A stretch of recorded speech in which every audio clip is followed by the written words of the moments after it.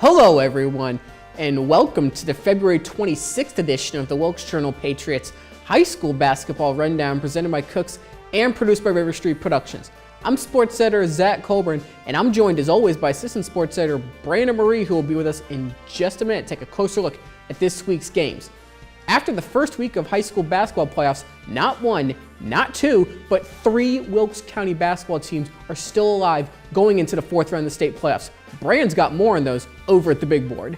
Thanks, Zach. That's right. There were 5 Wilkes County teams that made the tournament, 2 boys teams and 3 girls teams. Like Zach said, all 3 of those girls teams are still in action. On the boys side, West Wilkes fell in the first round at Mountain Heritage. Wilkes Central won their first round game against Bandy's, but fell on the road to Patton in the second round.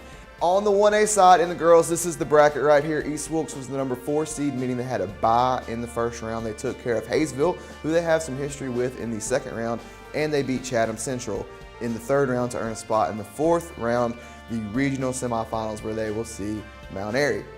In the 2A bracket, there were 2 Wilkes County girls teams that made the tournament, Wilkes Central and North Wilkes. Wilkes Central was the number 21 seed, and they have recorded 3 straight upsets, 3 straight impressive upsets at that, to earn a spot in the regional semifinals, where they will see Mountain Heritage, who is the number 1 seed. North Wilkes was the number 3 seed, and they have knocked off all 3 of their opponents so far. They beat Trinity, South Rowan, and Atkins. We'll see highlights from that Atkins game in just a minute. First, let's take a look at a couple of pictures from East Burke and Wilkes Central on Saturday. That's Erica Wyatt. She had a strong game, 9 points, made a couple of shots to keep the Eagles in it late. Lacey Triplett also made 2 huge 3-pointers for the Eagles. They picked off the 48-45 win to knock off the 4th-seeded East Burke Cavaliers. Funny enough, the last time those 2 teams played was in the 2012 regional semifinals, and the Eagles won by the exact same score. Okay, let's take a look at the winner in Hayes on Friday night. This game was an absolute classic. Atkins took